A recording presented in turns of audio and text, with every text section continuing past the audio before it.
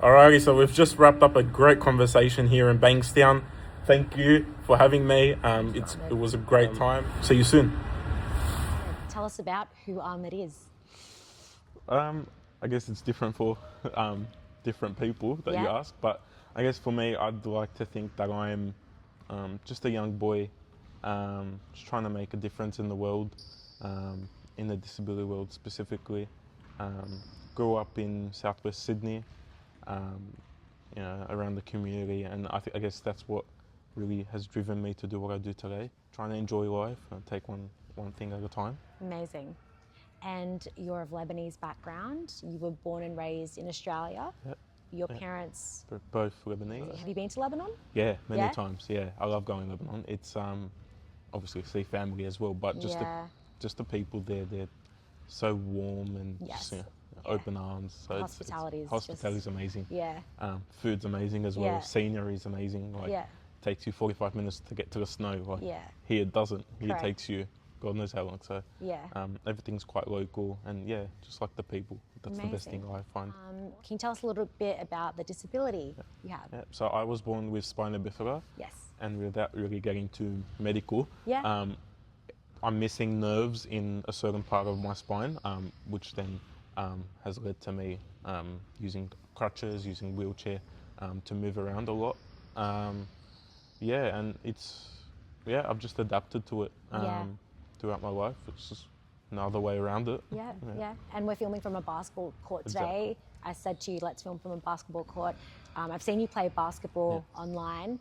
Tell us a little bit about your basketball, your passions in sport, and High Rocks. I saw you recently compete in High Rocks. Yes, High Rocks. Yeah. Yes. Still recovering. Yeah.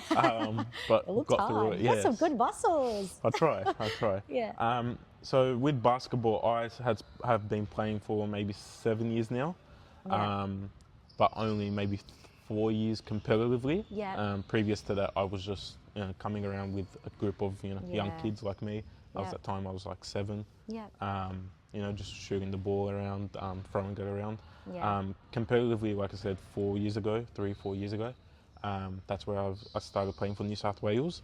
I got selected in 2024. Previous to that, I was within the wider squad, but 2024 is when I actually played for them. Yeah.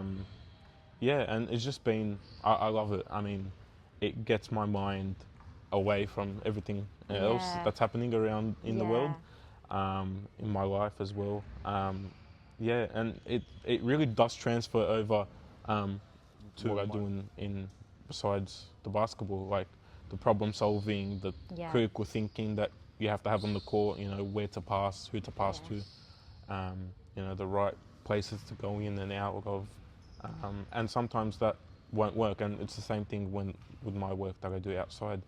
It's, you're not going to always have smooth sailing, but that keep trying, trying different things, learning different things is always going to lead to a better outcome. Amazing. What would you say drives you on a day-to-day, whether it's in the disability youth advocacy space that you're working in, whether it's highlighting and spotlighting sport and how those living with a disability can participate and make a change or contribute to that world?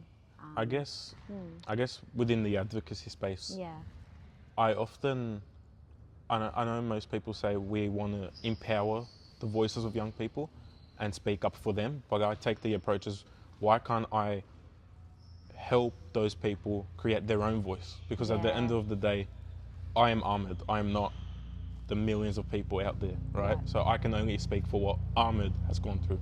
So my philosophy and the way I want to work is creating opportunities or strategies for young people to come up and say, this is what I've been through, because I've experienced it across the whole everything I do is people think that they know more about me than I know about myself. And so they want to advocate what they think is right for me, but it doesn't work like that, right? You don't know more about myself than I do.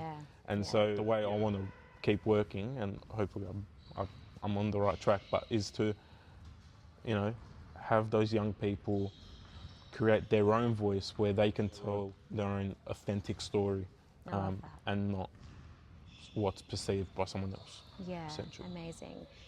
Do you see yourself mentoring anyone as well, whether it's in that space? You are quite young yourself, but currently or in the near future, or even in the sporting space, or how would you like to lead the next generation or your generation or those even older than you? Yeah, it's quite difficult because we often hear that people with disability are facing, major barriers in all aspects of the world. But the way I take it and the way I kind of want to put it out there is we have so much to contribute to society, and so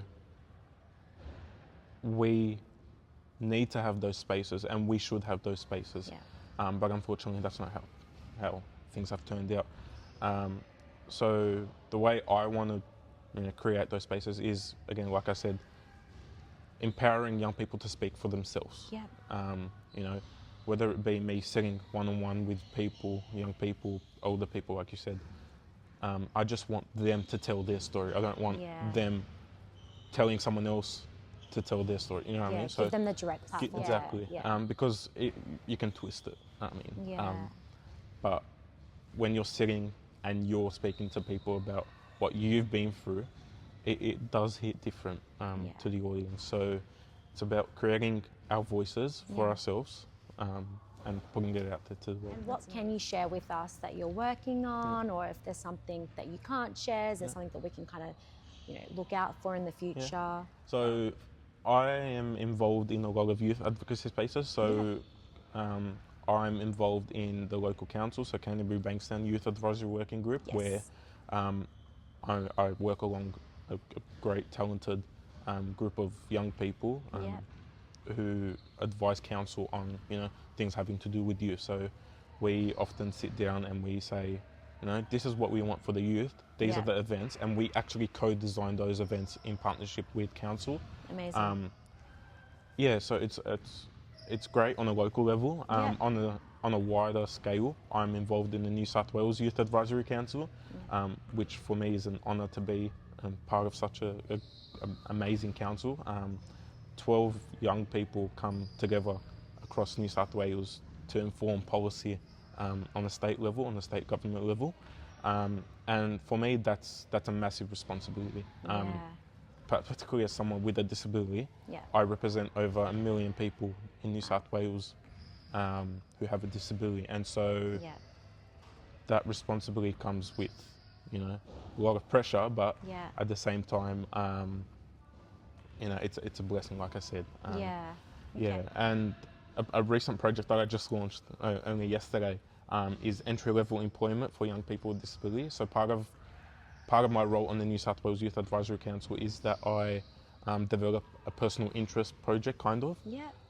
And so for me, I'm looking at entry-level employment again. So it's about how we can get young people aged 15, 16, 17, even 14 into entry-level employment where you don't have to have 5 degrees under your belt, because often when you go to a job interview, they ask, what are your qualifications? But that doesn't make sense for someone that's 15 years old. They're still at school. Barely can get through school because having a disability and going to school is quite difficult. And so it's getting them into the fulfilling jobs that they want to see themselves in the future. So it's getting that first step into the market. Because it's like, there's jobs out there, there's Woolies, there's Aldi, there's Coles, there's all that, but that is not fulfilling. You can't come from work when you work at Woolies, come home and say, I feel like that was fulfilling, right? I made someone's life different. And that's personally what I've seen, and a lot of people I've spoken to as well have said the same thing. Like, Woolies is not fulfilling. They want to interact. You have meaning and aspirations just like everyone else. So why can't? Exactly. We have the right to a fulfilling job. That's what you want to help and advocate for. What is the biggest misconception, perhaps, about someone who does live with a disability, or a group of those who have a disability? I guess the biggest one is that we are not capable. Capable in the sense of delivering the same outcomes for an organisation or for the position that you're in, like anyone else. Yeah. You know, and I guess another one is having a wheelchair often creates a misconception that because you're in the wheelchair, you can't achieve that. You know, people with disability are so much more than the wheelchair that you see, and I think that's where we fall short-sighted. That's where we lack a sense of respect, in a sense, for young people, because when you're judging me by my wheelchair, that's telling me that that's the only thing you say. You don't say Ahmad, you say a piece of plastic, in a sense.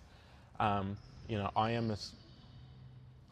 like to think I'm, you know, open-minded, I'm optimistic, I'm driven, and that's what this whole project is about. It's about knocking back those misconceptions and telling people just because I'm in a wheelchair does not mean I am not capable of you know doing the same thing as anyone else, because ultimately this wheelchair is just, like I said, a piece of plastic that doesn't define where I'm going, doesn't define who I am in the current state. And so it's just breaking down those barriers. Ahmed, if we're talking employment and stats and employment, what are some of the stats that you can share? Look, there's many stats out there that are quite daunting, but one of the main ones I look at is that there are 83% of young people who don't have a disability that have a job, and that's compared with 53% of young people with a disability that don't have a job. And so when you look at that, and that's like a 30%, 30% you know, discrepancy, and you struggle to understand why. And it comes down to one thing, based on the research I've done, is that employers are too scared to employ people with disability because they fear that they are not capable of doing the work that they're meant to. It really baffles me to think that, because even speaking about it, it's just... It's a subconscious bias that perhaps many don't even realise. Not to disclose that, and I know sometimes you can choose to take no. It is, it's on every application that I've filled out. And I question why they asked that. Is it accessibility, or is it... is it, does it change the outcome of the application? And what I can perform and what I can do. What difference does it make to you? As an employer? Over the years, I started to understand that, you know, it's probably, you know, a thing that employers have to do. But for someone starting out, they're going to be like, why are they asking me if I have a disability? What's the go with that, you know? So, and it does often create a kind of sadness in someone. It kind of makes young people think that if I have a disability, is that itself a barrier for me to get a job? And often a lot of the disabilities out there don't need a lot of modifications. Like for myself, I just need an accessible place to be in. You know, I can't go upstairs and that kind of thing. But some people will think that, are they asking me because, you know, they think I'm not capable of you know, doing the jobs that I'm into. And so it creates a sense of sadness for someone starting out, like a 16-year-old doing an application about a job, and to see that it says, do you have a disability? They're going to think, you know, like, what are my chances of getting this job, you know? So, and it doesn't hinder my ability to do X, Y, Z. Exactly. If perhaps, you know, it needed to be more of a focus on assistance, something to do with accessibility, okay, and you know, we'd appreciate that. It's again, that project is about understanding those things and where we can kind of, you know, reframe those kind of things and make it a little bit less daunting and more friendly, I guess. Okay. Well, where do you hope us to be in the space of, whether it's a year, 5 years, 10 years, 20 years, short term, long term, baby steps? Baby step. And this is the step, because we're so overshadowed. We always talk about youth employment in general, but rarely do we speak about the disability space in terms of employment. And the stats, like I said before, show that there's not enough work that's being done. It drove me to do this project. And so in terms of where I see ourselves down the track is that we make disability a norm rather than something out of the norm. That we make disability rights, I guess, in general, something that is not spoken rarely about, but rather embedded in everything we do, like whether it be accessibility, whether it be employment, whether it be socially, because we're a big part of society. We are the largest minority group in the world, and so when you look at the barriers that exist, you often question why.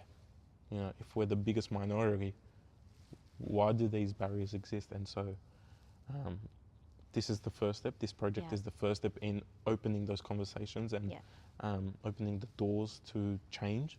And hopefully down the track, in a year's time, when this project goes to the New South Wales government, because this will go to the government and they will consider it, they take it on board and they not only work on employment, but, disability in general. Fantastic. And what are some phrases or things that people say that we should educate them on or inform them better on in terms of what to say or what not to say, or just general throwaway terms? I guess there's many out there.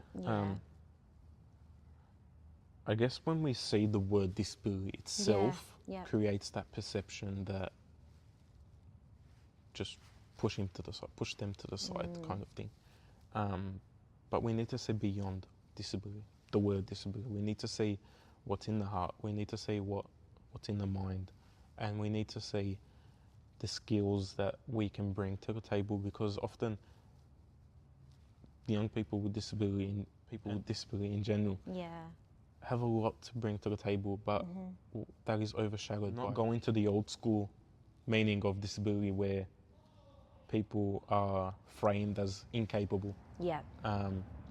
Because a lot of people have so much to give, but we lack the spaces for people to give. And so we are so talented. Like, there are so many Paralympians out there that have, come first in the world and come first in, different countries, respective countries. They have so much to give, but again, it's the lack of spaces we give them to be able to showcase what they're capable of. And it's so, my mission is to create more spaces for people. So that's awesome. God willing, hopefully, God willing, it comes out that's the amazing. right end. And how can we follow your journey? Or where should we be following you on? You've got your socials? Yeah, socials. Yeah. And we can link that. Is that Instagram? Yeah, Instagram is my main thing, where I will be, in the next few months, documenting the journey of this project and, different milestones, and, different things I've learned on, reading responses from the surveys that I've put out, all those kinds of things. And, it's more a learning space for me. Because like I said before, I'm only Ahmad and I can only speak for Ahmad's lived experience. And it's for me to understand what different people are going through. Because at the end of the day, I'm in a place of, I don't want to say authority because that's not right. I'm in a place where I can take those voices and create change, but also foster those voices. Like I said before, I'm not Ahmed, and so I want to get people to be able to voice their opinion, voice what they're going through to those people in power, like we say. We all have power. Yeah, correct. It's that's the phrase they use. it's more a learning journey for me than anything else. Yeah, okay. And do you have an advocate or a leader in the world or a voice that you have looked up to in this space, or just even if it's not in this space, particularly a person in your life on a personal level? A few people out there who I know I play basketball with, who have really been my mentors both on the court and off the court, who have really opened my eyes to live with a disability, and because it is hard, being 18,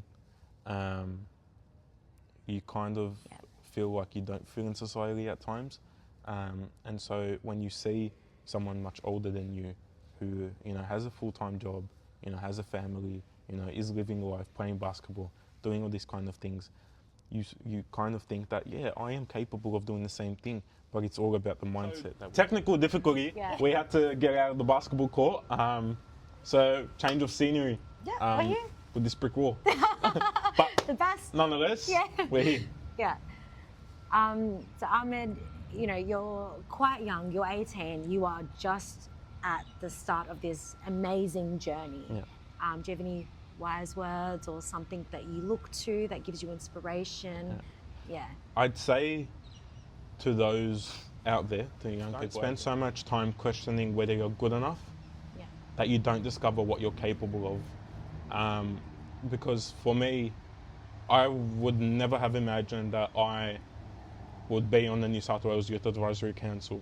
I'd never imagined that I'd be working with council and meeting all these different people out there that have, made a big impact on my life. So for me, it's every opportunity that gets presented in front of you, take it out.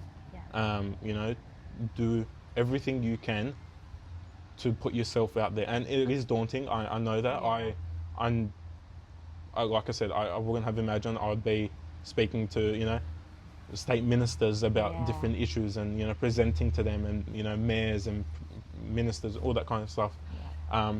And it does take a lot to put yourself out there. But I think in the long run, it does pay off. So take that first opportunity. Amazing. Some wise words. Not wise, just experience. Just experience. Yeah. Great. Well, I have some fun questions now. Yes, my favourite. So, how do you say khiyor? No, dang! No! Khiyor. I just told you. Okay, well, how do you say cucumber? Khiyor. Khiyor. Ah, good. What are the other ones? Khiyor. Yeah, no. I had a teacher in high school. Yeah. And she said it like that. She was from Beirut. Yeah. I'm like, what are you on about? Like, khiyar. It's khiyar. I'm like, you know what I mean? Like, are you from the south or the north? North. North. Oh, that's probably why, because I'm why. Also from the north. Yeah. Okay, she's from Beirut. Yeah. Okay, cool. Favorite Lebanese dish? Oh, I knew this question was coming up. Favorite. There's too many to. Can you put them all together and eat them? No. Damn.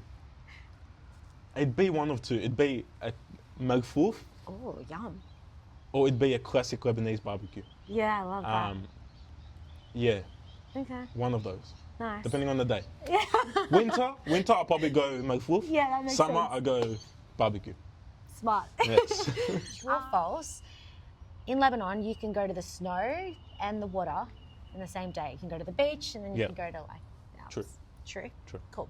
I mean, the snow's only 45 minutes. Yeah. Some way.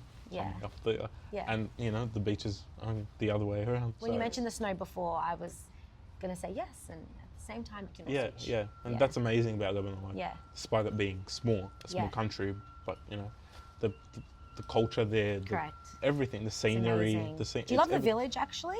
Yeah. Or the city more? Oh, I guess I would say the city, because I spent most of the time there. Nice. There's a lot more people there. Yeah. A lot more shops, a lot more things to do. Yeah. And the best thing I like about Lebanon as well is that, you could have one shop on the other side of the road. Yeah. And you can and another person can have one on the other side of it, but you guys still know each other. Correct, exactly. And that's what the community comes down to, is that we're so intact. We're so, we look out to each other so much. Yeah. So it's amazing. Like, despite everything that's happened to Lebanon, that communal feeling is still there, and that warm feeling. So yeah, Lebanon's the best. I love you that. can never I agree. get Guess how many times I've been like you know, but just guess. 4, 5, 6, 7. No. You're very cold. No. You're very cold. 20. Okay, you're warm. A bit less. 15. Yeah, 16. so I put it down to about 16 or 17, between Wow. 16 and 17 times. Wow, I've only been 6 Amateur. times. Oh, Okay. Yes. Yeah. Maybe 6 or 7. yeah, you still got 10 more times to catch up. It's It's not all about right. quantity, it's about quality. Quality, I agree. That's awesome. Okay, cool. On that note, That's us. thank you so much.